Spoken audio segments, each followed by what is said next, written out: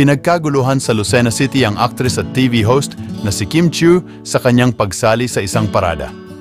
Nakiisa ang kapamilya star na si Kim Chiu sa Pasayahan Grand Parade nitong May 28, 2024 sa Lucena City. Samantala, hindi napigilan ng ilang netizens na kiligin dahil sa tila magandang tandem ni na Kim Chiu at Mayor Mark Alcala. Ngunit, mabilis itong pinabulaanan ng ilang mga Kim Pao fans na nagsabing trabaho ang dahilan ng pagpunta ni Kim Chiu at hindi sila malapit na nag-uusap.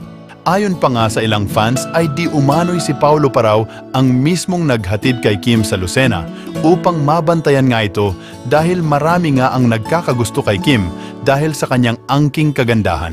Matatandaan na kagagaling pa lamang sa hiwalayan ni Kim Chiu sa kanyang longtime boyfriend na si Sean Lim. Kasalukuyang nalilink ngayon si Kim sa kanyang co-actor sa teleserye na si Paulo Avellino.